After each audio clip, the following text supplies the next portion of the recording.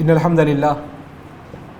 للہ رب العالمین والصلاة والسلام علی محمد ابن عبد اللہ الامین وعلی آلہ وصحبہ اجمعین ومن تبعہم بإحسان ودعا بدعوتہم الی یوم الدین.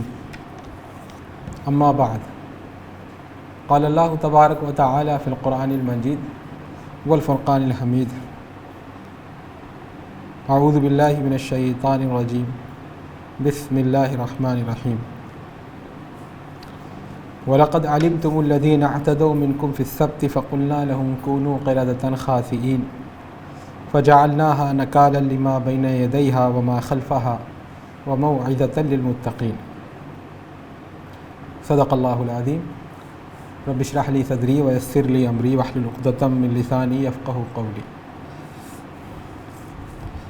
محترم بزرگوں، دوستوں اور ساتھیوں،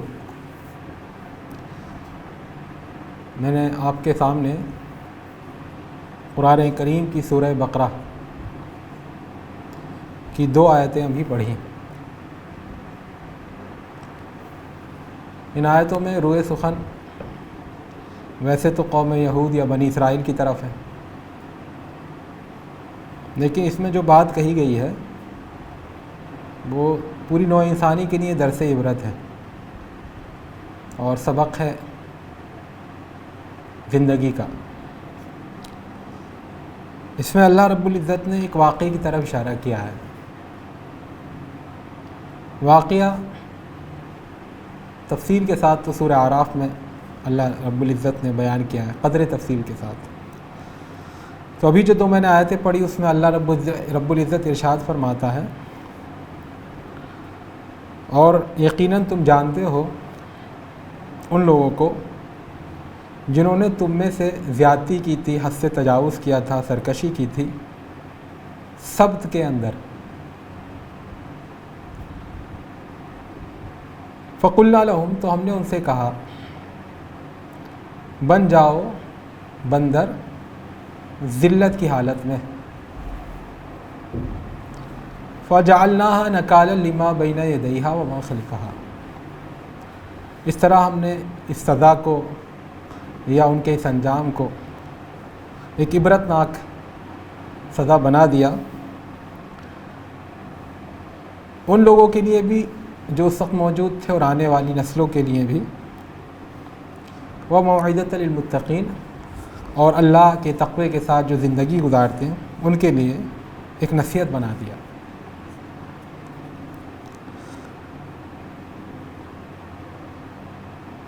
سبت کیا چیز ہے اس پر میں ابھی گفتگو کروں گا.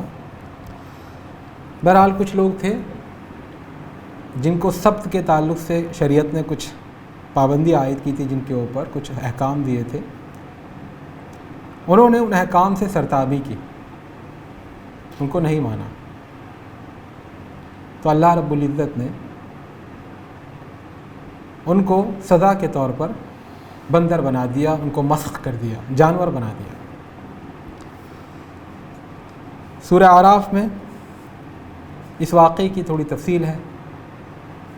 اللہ رب العزت ارشاد فرماتا ہے، وَاسْأَلْهُمْ عَنِ الْقَرْيَةِ الَّتِي كَانَتْ حَاضِرَةَ الْبَحْرِ. ان لوگوں سے پوچھو اس بستی کے بارے میں، کیا جانتے ہو تم جو سمندر کے کنارے آباد تھی. اِذْ يَعْدُونَ فِي السَّبْتِ، جب وہ سرکشی کر رہے تھے، حد سے تجاوز کر رہے تھے سبت کے اندر. استاتیہم حیتانہم شرعاً، اس روز جو سبت کا روز تھا، اس روز مچھلیاں آتی تھی سطح آب پر تیرتی ہوئی.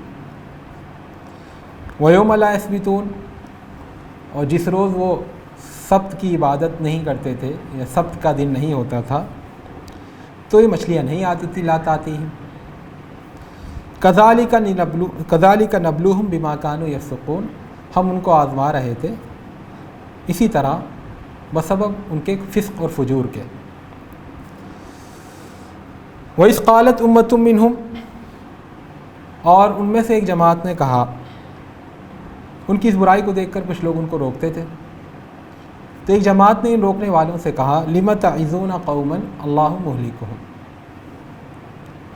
تم ایسے لوگوں کو کیوں نصیحت کر رہے ہو جن کے بارے میں اللہ نے ہلاکت کا فیصلہ کر دیا ہے؟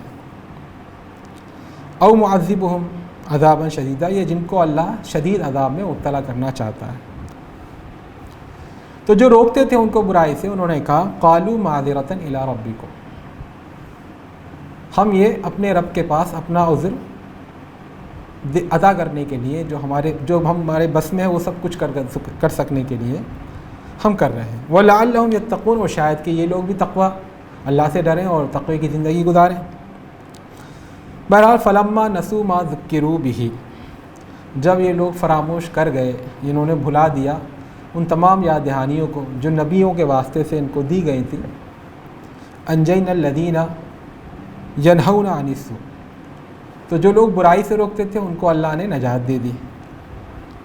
وَأَخَذْنَا الَّذِينَ، ہم نے نجات دے دی، اللہ رب العزت فرما رہا ہے وَأَخَذْنَا الَّذِينَ ظَلَمُوا بِعَذَابٍ بَئِيسٍ، اور ہم نے ظالموں کو پکڑ لیا بہت ہی سخت عذاب سے، بسبب ان کے فسق کے، جو گناہ وہ کرتے تھے۔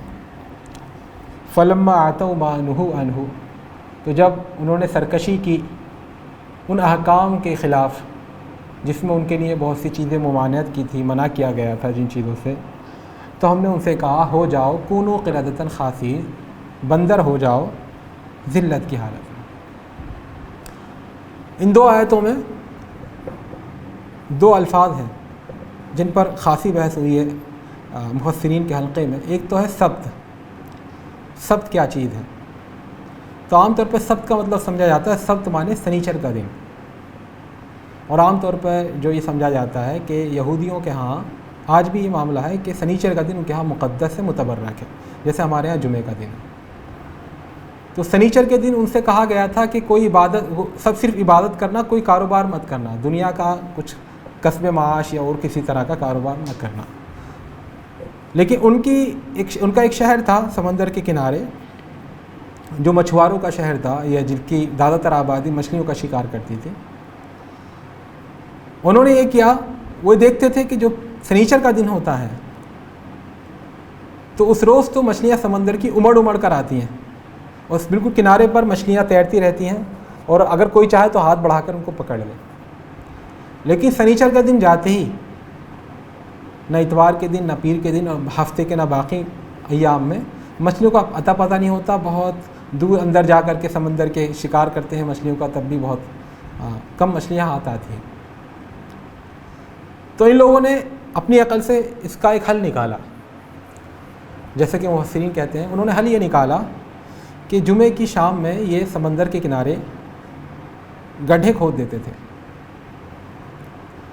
تو سنیچر کو جب جوار بھاٹا ہوتا تھا سمندر میں، اور مد و جزر جس کو کہتے ہیں، تو جب مد ہوتا تھا، سمندر اوپر چڑھتا تھا، تو پانی اس کا ان گڈھوں کے اوپر آ جاتا تھا، اور ساتھ میں مچھلیاں بھی آتی تھیں۔ اور جب جزر ہوتا تھا، جب پانی نیچے جاتا تھا، تو سمندر کا جب سکڑتا تھا تو پانی جو ہے ان گڈھوں میں رہ جاتا تھا، مچھلیوں سمیت، مچھلیاں اس میں پھنسی رہ جاتی تھیں گڈھوں میں۔ تو اتوار کے دن صبح آ کر کے یہ لوگ اپنا ان گڈھوں میں سے مچھلیاں پکڑ لیتے تھے۔ تو یہ چالاکی انہوں نے کی، تو قوم کے بہت سے لوگوں نے روکا، انہیں منع کیا، لیکن وہ نہیں مانے۔ تو قوم میں 3 لوگ ہو گئے تھے، ایک روکنے والے، ایک حرام کام یا ناجائز کام کرنے والے، ایک جو بیچ کے تھے، تو کہتے تھے جو کر رہا ہے کرنے دو، اپنے آپ کو سدھار لو، اوروں کے چکر میں مت پڑو۔ تو اس سلسلے میں پہلی بات تو یہ سمجھنے کی ہے، سبت کا مطلب سنیچر کا دن نہیں ہوتا، سبت یثبت کا مطلب ہوتا ہے کاٹ دینا۔ اللہ کے رسول کا ارشاد ہے صحیح بخاری میں بھی کہ تمام قوموں کے لیے جو مقدس اور متبرک دن بنایا گیا تھا عبادت کا، وہ تھا جمعہ کا دن، لیکن ہر قوم نے اس میں انحراف کیا، ہر قوم اس نے اس کو کھو دیا۔ تو کسی نے سنیچر کا دن بنا لیا، اور کسی نے اتوار کا دن بنا لیا، کسی نے منگلوار کا دن بنا لیا، کسی نے اور دن بنا لیا۔ لیکن اللہ تعالیٰ کا تم شکر ادا کرو کہ تمہیں اللہ تعالیٰ نے اسی دن کو عطا کیا، اسی دن کو پہچاننے کی توفیق دی جو حقیقتاً اللہ کو محبوب دن ہے۔ تو پہلی بات تو یہ غلط ہے، وہ سنیچر کا دن تھا، کیونکہ سنیچر کا دن عبادت کے لیے مخصوص کرنا یہ خود ایک بدعت ہے۔ تو اللہ تعالیٰ کبھی کسی کو بدعت پر سزا نہیں دیتا، بدعت پر یا دین میں کوئی نئی چیز ایجاد کر لینے پر اور وہ اس کو نہ کر پائے، جیسے میلاد النبی کے جلسے ہیں، تو اب اگر کوئی میلاد النبی کے جلسوں میں شریک نہ ہو تو اللہ اس کو سزا دے، ایسا نہیں۔ شریعت کے احکام کو نہ ماننے پر سزا ہے، شریعت نے جن چیزوں کو منع کیا ہے یا جن چیزوں کی کوئی حیثیت نہیں شریعت میں، ان کو نہ کرنے پر کوئی سزا نہیں۔ تو پہلی بات تو یہ غلط ہے۔ مولانا جلیل حسن ندوی رحمۃ اللہ علیہ نے اس کو بڑے دلائل سے ثابت کیا، اس میں یہ حدیث بھی ہے۔ اور دوسری بات یہ ثبت یثبت کو معنی کاٹ دینے کے آتے ہیں، سنیچر کا دن کے نہیں آتے۔ تو یعنی وہ عبادت جس میں وہ دنیا کے کاروبار سے، دنیا کی مشغولیات سے، دنیا کے کاموں سے کٹ جائیں، اور یہ عبادت کا کنسیپٹ الاسلام کی آمد تک بھی تھا، اور جمعے کے دن بھی خاص طور پر یہ تھا، لیکن جمعے کے لیے امت مسلمہ کو کہہ دیا کہ وہ جو پورے دن کے لیے بند تھی عبادت، اب یہ ہے کہ جمعے کی اذان ہوتے ہی جمعے کی نماز ختم ہونے تک امت کے لیے بھی یہ حرام ہے کہ اس میں کچھ اس پیریڈ میں کچھ کاروبار وغیرہ کریں۔ تو بہرحال انہوں نے یہ چالاکی کی، تو اللہ تعالیٰ نے ان کو بندر بنا دیا، اللہ تعالیٰ کا عذاب آیا، ان کو بندر بنا دیا۔ اب یہ بندر کیسے بنایا؟ اب اس میں لوگ 1400 سال سے یہ مانتے آئے ہیں کہ بندر یعنی کہ بندر، اور مسخ ہو گئی ان کی شکل، ان کے چہرے بدل گئے اور بندر بن گئے، اور چونکہ مسخ ہونے کے بعد کوئی قوم زندہ نہیں رہتی، اور تو مشکل سے 1 یا 2 دن میں وہ مر بھی گئے بندر بن کر۔ لیکن چونکہ نئے دور میں عقل پرستی کا دور تھا اور سائنس کا دور، اور ایسی سائنس کا ماننا یہ ہے کہ ہر وہ چیز جو ماورائے محسوسات ہو یا عقل میں نہ آتی ہو اس کو نہیں ماننا۔ تو سائنس سے جو لوگ متاثر ہوئے، اڑتی اڑتی خبریں جو لوگوں کو پہنچی کہ سائنس ایسا ہو رہا ہے، یورپ میں ایسا ہو رہا ہے، تو ایسے لوگوں نے جب قلم سنبھالا اور تفسیر لکھنے بیٹھے تو انہوں نے قرآن کریم میں جتنے بھی معجزات ہیں، خارق عادت، سپر نیچرل جو باتیں ہیں، ان سب کو انہوں نے دین کی خدمت سمجھا کہ ان سب کی معجزانہ حیثیت ختم کر دیں اور ان کو بالکل ایک نارمل واقعہ بنا دیں۔ حضرت موسیٰ نے سمندر میں لاٹھی ماری، سمندر پھٹ کر کھڑا ہو گیا، تب یہ ہمارے مہارتی کھڑے ہوئے مفسرین کے، انہوں نے کہا کہ نہیں، ایسی کوئی بات نہیں ہوئی تھی، بلکہ سمندر نیچرلی ہٹ گیا تھا، ہوا بہت تیز چلی تھی۔ تو اس طرح کے پورا اس کو دین کی خدمت سمجھ کے انہوں نے کیا، حالانکہ یہ غلط تھا۔ سائنس تو میرے دوست اور ساتھیوں بدلتی رہتی ہے، خاص طور پہ سائنس کے مفروضے۔ کل تک یہ تھا کہ عقل جو ہے اس پر کوئی تنقید نہیں کر سکتا، لیکن کرٹک آف ریزن جو کانٹ کی کتاب ہے، اس نے پہلی بار کہا کہ نہیں، عقل بھی خود قابل تنقید ہے۔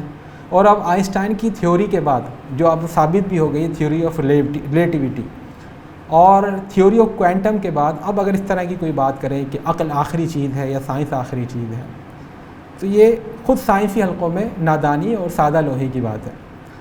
تو صحیح بات یہ ہے، جب ہم اللہ رب العزت کو مانتے ہیں وہ قادر مطلق ہے، وہ جو چاہے کر سکتا ہے، تو جو چاہے کر سکنے کا مطلب کیا ہے؟ اگر وہ بھی ہمارے بنائے ہوئے یہ اس دنیا کے جو قوانین ہیں ان کا پابند ہے، تو قادر مطلق کہاں رہا؟ تو بہرحال تو لوگوں نے، جو لوگ معجزات کا انکار کرتے ہیں، انہوں نے کہا بندر نہیں بنائے گئے تھے وہ۔ تو 1400 سال میں انہیں کوئی مفسر تو ایسا ملا نہیں۔ ایک چھپی ہوئی روایت، امام مجاہد جو حضرت عبداللہ ابن عباس کے شاگردوں میں سے تھے، ان کی ایک روایت ملتی ہے کہ ان کو بندر نہیں بنایا گیا تھا، بلکہ ان کے دل مسخ ہو گئے تھے، ان کی ذہن بندر جیسے ہو گئے تھے، ذہن بندر جیسے ہو گئے تھے۔ تو ایک تو پوری 1400 سال میں کسی نے اس قول کو مانا نہیں، لیکن چونکہ ان کو ہاتھ لگ گئی ایک نئی چیز، نعمت غیر مترقبہ، تو ان لوگوں نے اس کو پکڑ کر شروع کر دیا۔ دیکھیے ہمارے اسلاف میں سے بھی ایک صحابہ ایسے ہیں۔ تو ایک تو سمپل سی بات یہ ہے کہ اکثریت صحابہ کرام کی، بلکہ تمام صحابہ کرام اور تمام تابعین اعظام اس کو کیا مانتے تھے، اور دوسرے اللہ کی قدرت کا تقاضا کیا ہے، اور تیسرے یہ قردۃ خاسئین۔ خاسئین کا مطلب کیا ہے؟ ذلیل ہو جاؤ۔ اگر دماغ کا کوئی انسان پاگل ہو جاتا ہے تو اس کی سزا ہے کیا؟ ہو پاگل ہونے کو والے کو تو پتہ ہی نہیں چلتا میں پاگل ہو گیا، مجھے کوئی سزا مل رہی ہے۔ تو اگر ان کے دماغ الٹ گئے تھے تو ایک ایسی سزا انہیں پتہ ہی نہیں تھا۔ وہ تو سزا تو تب ہوتی جب ان کے چہرے بدل جاتے، ان کو احساس ہوتا کہ ہمارے گناہ کی وجہ سے ہمارے ساتھ ایسا ہو گیا۔ پھر دوسرے اللہ رب العزت نے قرآن کریم میں خود فرمایا وَجَعَلَ مِنْهُمُ الْقِرَدَةَ وَالْخَنَازِيرَ، جو نافرمان تھے ان میں سے ہم نے کچھ کو بندر بنایا، کچھ کو سور بنایا۔ اور سور کی کیا تعویل کریں گے؟ سور کا خیر واقعہ تو اللہ تعالیٰ نے بتایا، لیکن قرآن نے کہا کہ ہاں بنایا کچھ انسانوں کو، اب اس کی کیا تعویل کریں گے؟ تو سمپل سی بات یہ ہے کہ، اور اس میں ماننے میں پریشانی کیا ہے؟ پریشانی کیا ہے؟ جب اللہ کو آپ مانتے ہیں کہ وہ کچھ بھی کر سکتا ہے تو اس نے سزا دی اپنے بندوں کو۔ اور خود اللہ کے رسول کی حدیث میں بھی آتا ہے کہ تم میں سے کوئی سجدے سے پہلے سر نہ اٹھایا کرے، کیونکہ اور سجدے کی حالت میں آسمان کی طرف نہ دیکھے، کیونکہ اللہ اس کا سر گدھے کے سر جیسا بنا سکتا ہے۔ تو یہ تو اللہ تعالیٰ کی شان ہے، اس کی قدرت ہے، وہ جو چاہے سزا دے سکتا ہے۔ تو میں عرض یہ کر رہا تھا، یہ جو سمندر کے کنارے جو قوم آباد تھی، انہوں نے جب برائی کا راستہ اختیار کیا، شریعت کے احکام سے بچنے کے لیے اندر سے ایک رخنہ نکالا، تو ان میں 3 لوگ بن گئے۔ اکثریت جو نافرمانوں کی تھی، اور ایک چھوٹی تعداد تھی جو ان کو برائی سے روکتی تھی، اور ایک بیچ کی تعداد تھی جو کہتی تھی بھائی ان کو سمجھانے سے کوئی فائدہ نہیں، یہ تو یا تو ہلاک ہوں گے یا اللہ ان کو عذاب دے گا۔ تو قرآن کریم نے کہا کہ پھر ہم نے عذاب دیا، اور ان لوگوں کو نجات دی جو برائی سے روکتے تھے، اور ان لوگوں کو سزا دی جو برائی کرتے تھے۔ لیکن جو بیچ کے لوگ تھے، جو برائی سے روکتے نہیں تھے لیکن برائی کرتے بھی نہیں تھے، ان کے بارے میں قرآن خاموش ہے۔ تو اس کے بارے میں مفسرین کہتے ہیں چونکہ وہ برائی سے نہیں روکتے تھے تو دنیا میں تو ان کو سزا دی گئی، البتہ آخرت میں ان کو ظالموں اور جن سزا پانے والوں سے الگ اٹھایا جائے گا۔ حضرت عائشہ فرماتی ہیں اے اللہ کے رسول، قوموں پر جب عذاب آتا تھا تو اس میں بچے بھی ہوتے تھے جو معصوم ہوتے تھے، اور بوڑھے بھی ہوتے تھے جن کی عقل ختم ہو چکی ہوتی تھی، ان سے کوئی باس پرس کا کوئی امکان نہیں تھا، کچھ پاگل بھی ہوتے رہے ہوں گے۔ تو کیا سب پر عذاب آتا؟ آپ صلی اللہ علیہ وسلم نے فرمایا ہاں، عذاب سب پر آتا ہے جب آتا ہے، البتہ قیامت کے روز حشر کے میدان میں وہاں فرق کیا جائے گا۔ یہاں تو جب عذاب آئے گا تو سب پر آتا ہے، اسے اللہ تعالیٰ نے ارشاد فرمایا وَاتَّقُوا فِتْنَةً لَا تُصِيبَنَّ الَّذِينَ ظَلَمُوا مِنكُمْ خَاصَّةً، اس فتنے سے بچو جو صرف خاص ظالموں کو نہیں آتا، بلکہ جو ظالموں کو کا ظلم ہوتے دیکھ کر بھی چپ رہتے ہیں، سب پر آ جاتا ہے، البتہ بعد میں تفریق ہو سکتی ہے۔ تو میرے دوستوں اور ساتھیوں، اس واقعے سے اور جہاں عبرت کے بہت سے پہلو نکلتے ہیں، وہاں ایک پہلو یہ بھی نکلتا ہے حالات چاہے جتنے ناسازگار ہوں، کوئی ہمارا ساتھ دے نہ دے، کوئی ہمارے کام کو پاگل پن کا کام کہے، دیوانے کی بڑھ کہے، کوئی کہے بھائی آج کے زمانے میں اسلام نافذ کرنا چاہتے ہیں، اب خود مسلمانوں میں اسلام کہاں رہ گیا ہے، کون اس پر عمل کر رہا ہے؟ آپ دیکھیے شادی بیاہ میں سب جہیز منگنی سب کچھ ہو رہا ہے، یہ جوتا چرائی اور جو ہے چوکھٹ رکائی یہ سب ہو رہا ہے، وراثت میں کوئی کسی کو حصہ نہیں دے رہا، کلچر ہمارا بالکل بدل چکا ہے، لباس رہن سہن سب جو ہے غیر اسلامی اور ہندوانہ ہے۔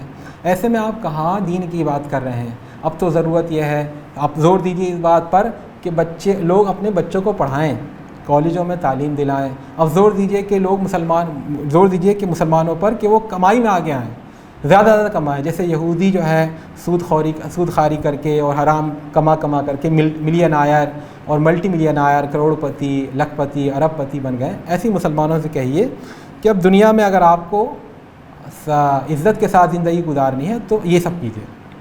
اب اس وقت آپ 1400 سال پہلے کا جو نظام لانے کی بات کرتے ہیں، تو اب یہ چلنے والی بات ہے نہیں۔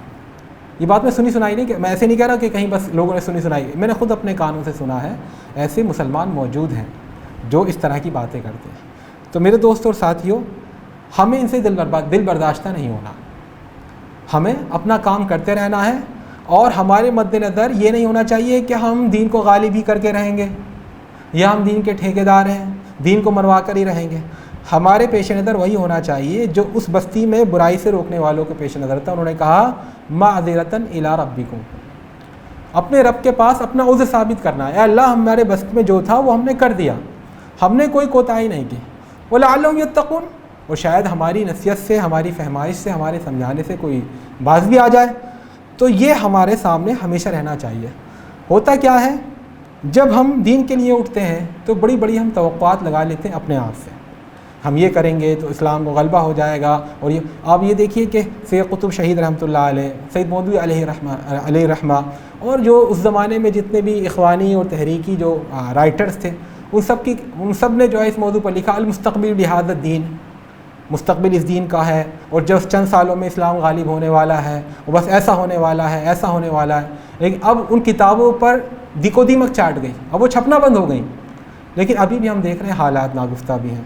تو جب حد سے زیادہ ہم ایکسپیکٹیشنس رکھ لیتے ہیں، توقعات قائم کر لیتے ہیں، تو پھر نتیجے میں جب وہ متحقق نہیں ہو پاتی، ریئلائز نہیں ہوتی، سچ نہیں ہو پاتی، تو ہمیں مایوسی طاری ہوتی ہے۔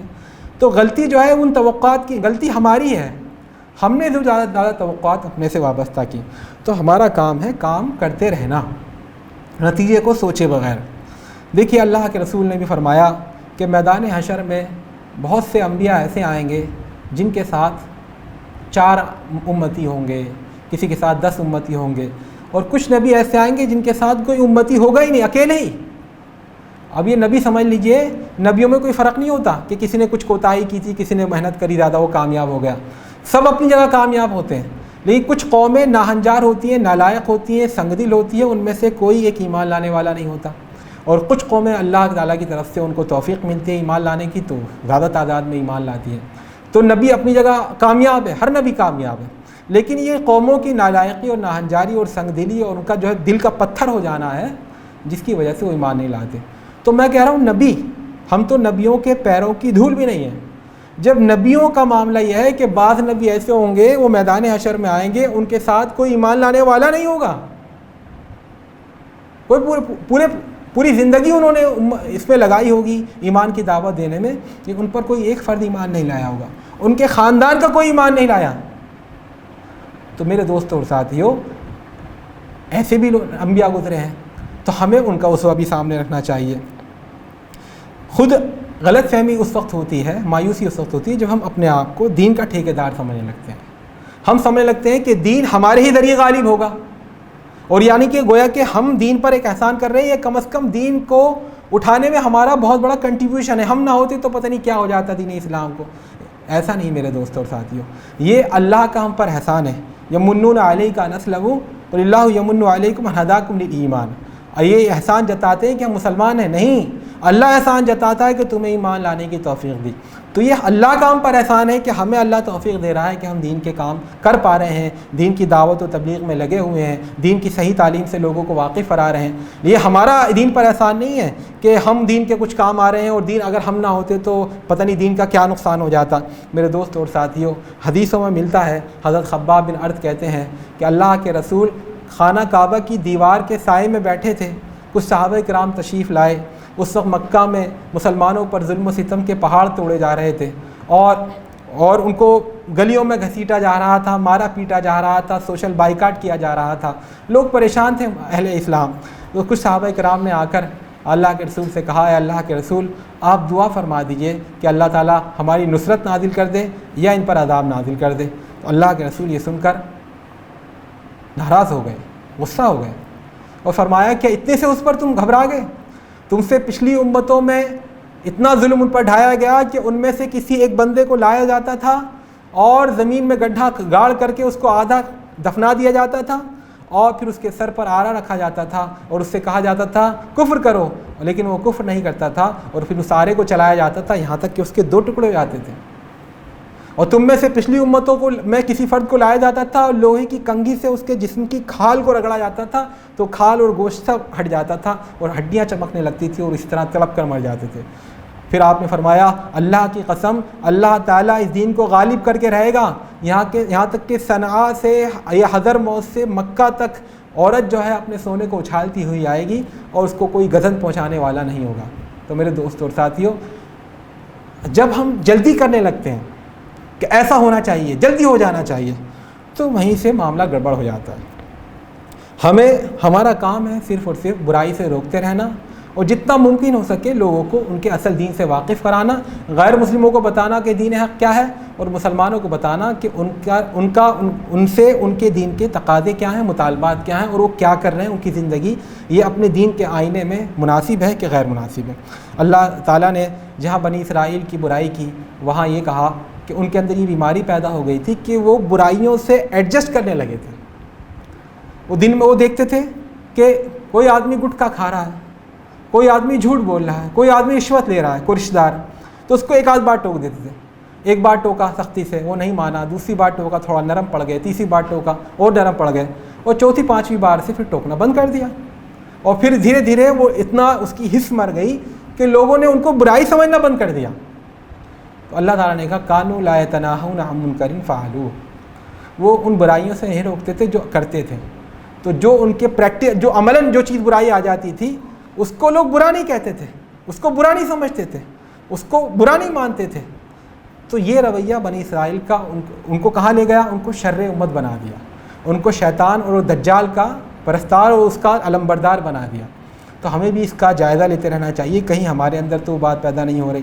اللہ کے رسول صلی اللہ علیہ وسلم کا ارشاد ہے لَتَأْمُرُنَّ بِالْمَعْرُوفِ وَلَتَنْهَوْنَ عَنِ الْمُنكَرِ، تم یقیناً بھلائی کا حکم دیتے رہو، برائی سے روکتے رہو، ورنہ اللہ تعالیٰ تم پر ایسا عذاب نازل کر دے گا کہ جو ہے تو جو تم سب پر عام ہوگا، پھر تم اس کو پکارو گے، دعا مانگو گے، لیکن اللہ تعالیٰ تمہاری دعا قبول نہیں کرے گا۔ تو ہمارا کام کیا ہے؟ کرتے رہنا، نتیجے کی توقع رکھے بغیر۔ صحابہ کرام میں اور ہم میں بنیادی فرق یہی ہے۔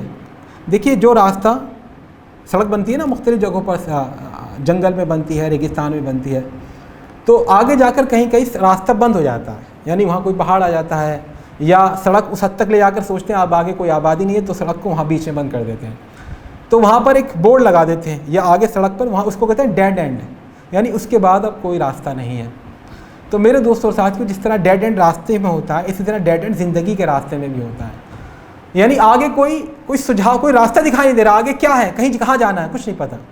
ہم میں اور صحابہ کرام میں جو تو بنیادی فرق ہے وہ یہ ہے کہ اللہ کے رسول نے صحابہ کرام کو متعدد بار کئی بار ڈیڈ اینڈ پر لے جا کر چھوڑا، لیکن اللہ کے بندوں نے ان کے ایمان میں کوئی فرق نہیں آیا، وہ اپنے دین پر جمے رہے۔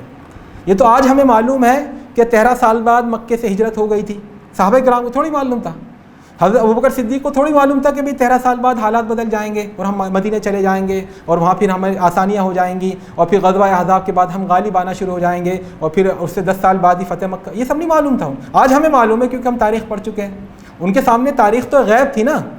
تو صحابہ کرام سے مکہ میں کہا گا کفو ایدیکم، اپنے ہاتھ مت اٹھانا۔ بھائی سامنے والے کیا کر رہے ہیں؟ کفار مظالم ڈھا رہے ہیں، سڑکوں پر گھسیٹ رہے ہیں، کپڑے پھاڑ رہے ہیں، کوئی بھی تھپڑ مار دے رہا ہے، کوئی بھی منہ پر تھوک دے رہا ہے۔ اور یہ صحابہ کرام بزدل نہیں تھے، ان میں بہت سارے اونچے خاندان کے فرد، اس میں حضرت عمر جیسے لوگ تھے، حضرت حمزہ جیسے لوگ تھے۔ حضرت ابوبکر کو آپ کم معزز سمجھ رہے ہیں، کم عزت دار سمجھ رہے ہیں، لیکن یہاں پر حکم تھا اسلام کا کفو ایدیکم، اپنے ہاتھ نہیں اٹھانا۔ یہ ڈیڈ اینڈ تھا۔ کب تک نہیں اٹھانا؟ کہ بھئی جب تک اللہ کا حکم نہ ہو، بس پٹتے رہو۔ کب تک پٹتے رہو؟ 1 سال 2 سال نہیں، بس پٹتے رہو۔ اور لوگ پٹے جا رہے ہیں، کٹے جا رہے ہیں، پٹے جا رہے ہیں، لہو لہان ہو رہے ہیں، ستائے جا رہے ہیں، مارے جا رہے ہیں، لیکن ہاتھ مت اٹھانا۔ اگر آج ہم ہوتے عقل مند وہاں پر تو اللہ کے رسول سے ہم لڑ جاتے کہ یہ کوئی حل ہے؟ ہمیں ایسا حل بتائیے کتنے سال تک ہمیں کرنا ہے۔ اگر میں ابھی آپ سے کہوں کہ دیکھیے بھائی نظام کفر میں سیاسی پارٹیوں کو ووٹ دینا یہ اللہ کی حاکمیت کے خلاف ہے، اور اگر آپ ووٹ ڈال لیں تو گویا کہ آپ حاکمیت کا حق دے رہے ہیں کسی غیر اللہ کو، جو جائز نہیں، تو کوئی نہیں مانے گا، کہے گا کہ جو ہے یہ تو کوئی بات نہیں ہوئی۔ اگر ووٹ ہی ڈالیں تو مسلمان کیا کریں؟ پھر تو یہ ہو جائے گا، پھر تو یہ ہو جائے گا، پھر تو یہ مسئلہ ہو جائے گا، اور وہ غالب آ جائیں گے اور مسلمان پیچھے چلے جائیں گے، ویسے ہی پیچھے ہیں۔ یہ سب عقل مندی صحابہ کرام کو نہیں آتی تھی، جو آج ہمیں آتی ہے نا، وہ صحابہ کرام کو عقل مندی نہیں آتی تھی۔ ان کو اللہ کے رسول نے بارہا آزمایا، ڈیڈ اینڈ پر لے جا کر چھوڑا، یعنی آگے کوئی راستہ نہیں، بس پٹتے رہو۔ کب تک پٹتے رہے؟ اس کی کوئی مدت بھی نہیں بتائی کہ 10 سال پٹنا ہے، 5 سال پٹنا ہے، بس پٹتے رہو، ظلم برداشت کرتے رہو۔ اس میں بہت سے لوگ شہید بھی ہو گئے، حضرت سمیہ، حضرت یاسر، حضرت عمار بن یاسر کو، ان دونوں کو شہید کر دیا گیا۔ حضرت عمار بن یاسر کو اتنا مارا گیا کہ مجبوراً انہوں نے کلمہ کفر کہنا پڑا۔ یہ سب مظالم ہو رہے تھے، لیکن صحابہ کرام ہٹے نہیں۔ آج ہم میں اور صحابہ کرام میں یہی فرق ہے۔ ہمیں جو ہے اللہ کے دین پر عمل کرنا ہمیں پسند ہے، اس شرط کے ساتھ کہ ہمیں پہلے بتائیے کہ آگے برائٹ فیوچر ہے کہ نہیں، اس دین کے اندر روشن مستقبل ہے کہ نہیں، آگے کوئی راستہ ہے کہ نہیں۔ اور راستہ نہیں ہے تو ہمیں پھر دین پر عمل کرتے ہوئے ہچکچاہٹ ہوتی ہے، اور ہم اس میں لیت و لال کرتے ہیں اور اس میں بہانے تراش کرتے ہیں، اور ہمارا رویہ اس میں پھر وہی ہوتا ہے جو پچھلی قوموں کا تھا کہ ہمیں پہلے حل چاہیے۔ حضرت موسیٰ نے کہا اپنی قوم سے کہ چلو اس شہر میں جاؤ اور اللہ کے حکم سے بس کس طرح دروازے تک پہنچ جاؤ شہر کے، اللہ تعالیٰ تمہیں فتح کر دے گا۔ یہ اللہ کا رسول کہہ رہا ہے، اور اللہ کے حوالے سے کہہ رہا ہے، سچا وعدہ ہے۔ قوم سے کہہ رہا ہے، تم قوم کے پاس ظاہر سی بات ہے جنگل میں بھٹک رہے تھے، ہتھیار کہاں سے ہوتے؟ لاٹھی تھی، ڈنڈے رہے ہوں گے، یا وہ بھی نہیں رہے ہوں گے۔ تو اللہ کا رسول کہہ رہا ہے تم اللہ کے بھروسے پر اس شہر کے دروازے تک پہنچ جاؤ، اللہ تمہیں غالب کر دے گا۔ تو وہ ڈیڈ اینڈ تھا۔ تو وہ کیا کہہ رہے ہیں بنی اسرائیل؟ اذهب انت وربک فقاتلا انا ہاہنا قاعدون، کہ آپ جائیے اور اللہ کو لے جائیے اپنے ساتھ، آپ دونوں لڑ کر جب فتح کر لیں تب بتائیے گا، ہم آئیں گے تب۔ ہمارا رویہ بھی میرے دوستوں اور ساتھی کچھ اس طرح ہو گیا ہے، ہم خود سے کچھ نہیں کرنا چاہتے، خود سے کچھ محنت نہیں کرنا چاہتے, کچھ قربانی دینا چاہتے. ہمیں ڈیڈ اینڈ نہیں چاہیے, ہمیں حل بتائیے کہ جب ہم دروازہ پہنچیں گے دروازہ کھلا ملنا چاہیے, اور ہمارے پاس ہتھیار ہونے چاہیے, ہمارے پاس میزائل ہونے چاہیے, فلاں ڈھماکہ, یہ سب.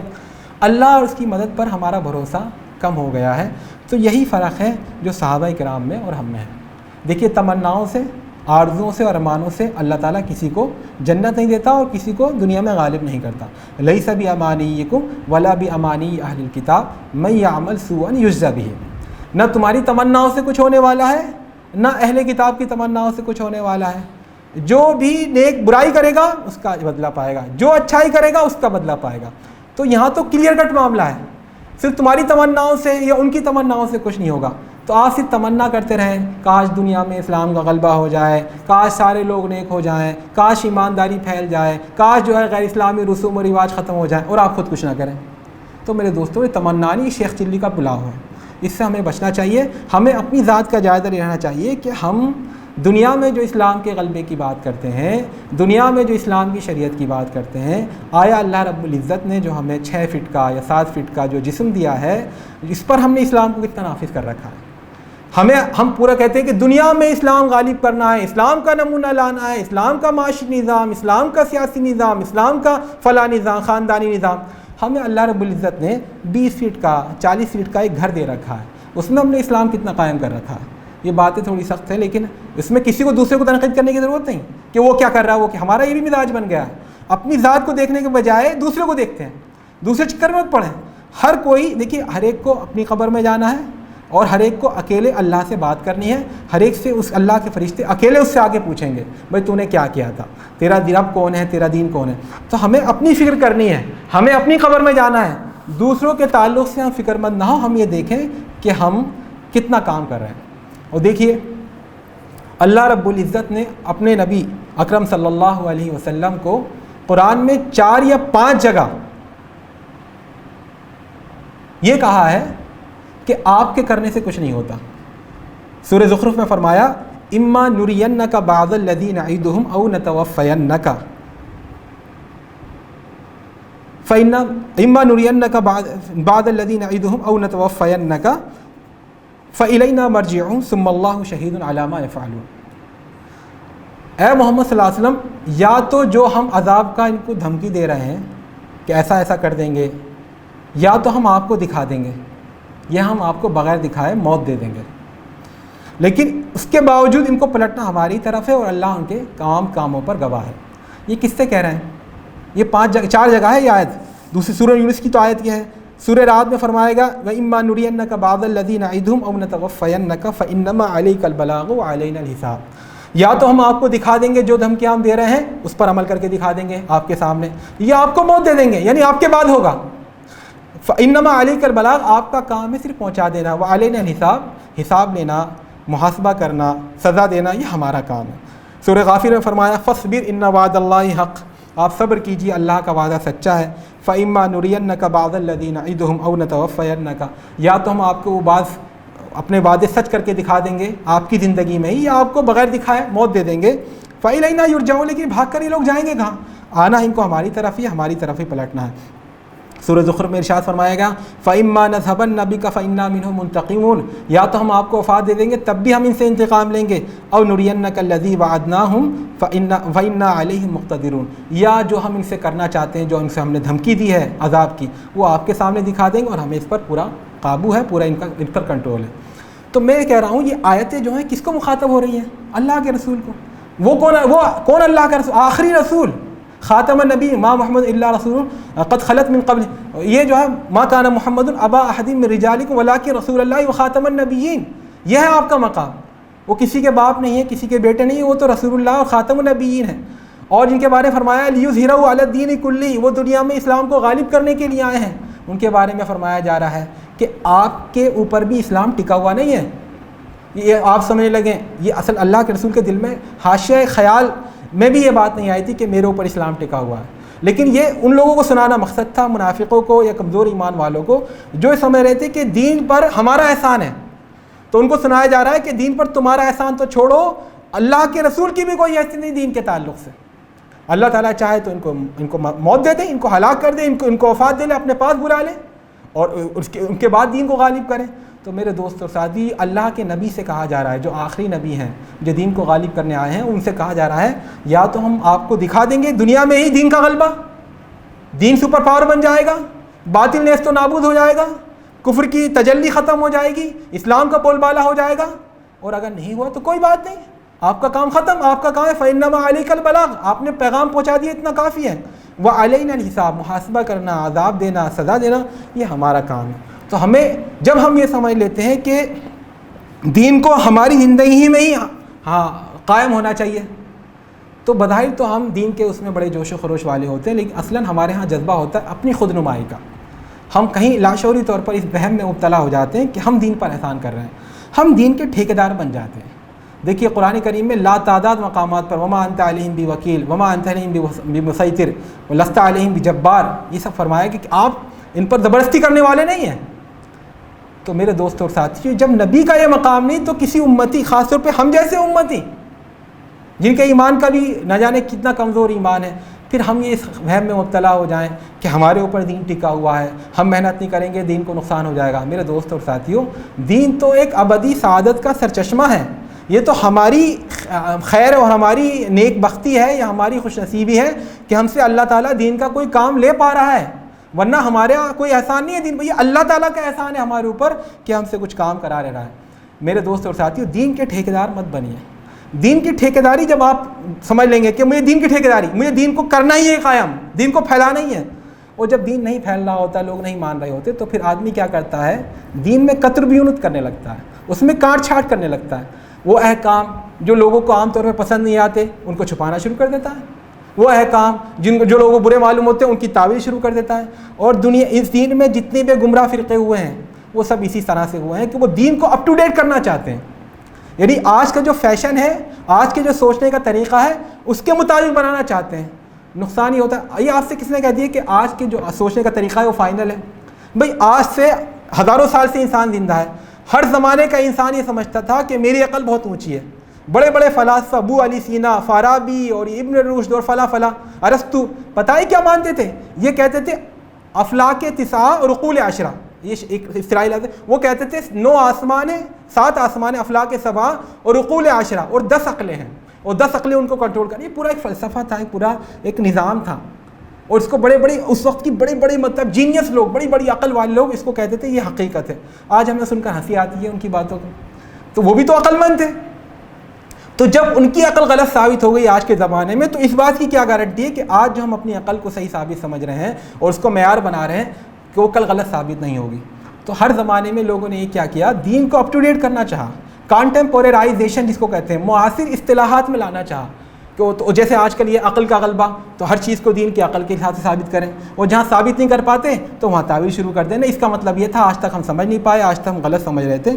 تو یہ بگاڑ جو پیدا ہوتا ہے، گمراہ فرقے جو ہوتے ہیں، جو لوگ منحرف ہوتے ہیں، اس میں ان کا جذبہ ویسے خیر خواہی کا ہوتا ہے، وہ دین کو غالب کرنا چاہتے ہیں، لیکن یہ کیوں غالب کرنا چاہتے ہیں؟ اس لیے کہ وہ چاہتے ہیں کہ ہم دین پر احسان کر رہے ہیں تو ہماری زندگی میں دین نافذ ہو، وہ ٹھیکیدار بن جاتے ہیں دین کے، حالانکہ وہ بھول جاتے ہیں کہ جب اللہ کے آخری نبی کی بھی یہ حیثیت نہیں تھی۔ قرآن کہہ رہا ہے وَإِمَّا نُرِيَنَّكَ بَعْضَ الَّذِي نَعِدُهُمْ أَوْ نَتَوَفَّاهُمْ، چاہے تو ہم مار دیں آپ کو، چاہے آپ کی زندگی میں نافذ کر دیں، تو ہماری کیا حیثیت رہ جاتی ہے؟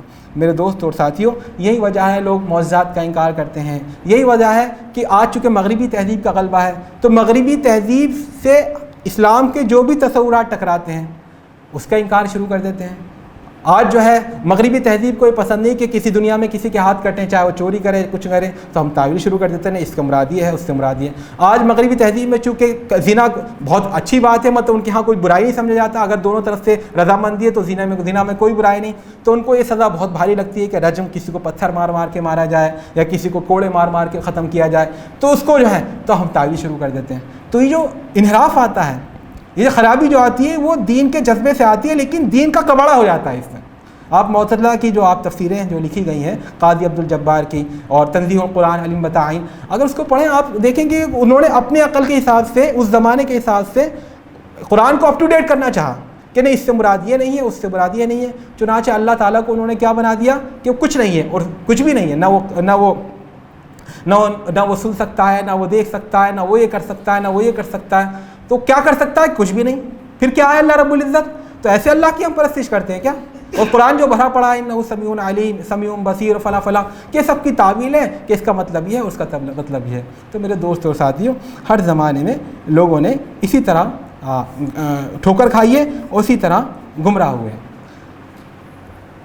جب صحابہ کرام غزوہ تبوک پر جا رہے تھے، اور غزوہ تبوک سن 9 ہجری میں ہوا تھا، اس وقت جو ہے کھجور کی فصل پک چکی تھی، گرمی کا شدید موسم تھا، اور جو لڑنے جانا تھا 900-800 کلومیٹر دور جانا تھا، اور جس فوج سے لڑنے جانا تھا وہ رومیوں کی فوج تھی، وقت کی سپر پاور تھی۔ تو جتنے منافقین تھے سب پیچھے ہٹ گئے، اور جتنے سچے اہل ایمان تھے وہ سب آگے آئے۔ تو اللہ کے رسول ان کو لے کر چلے۔ تو قرآن جب اس موقع پر نازل ہوا، اس نے اہل ایمان کی زبانی منافقوں کو کیا کہا؟ هل تربصون بنا الا احدى الحسنيين۔ منافقین کیا کہتے تھے؟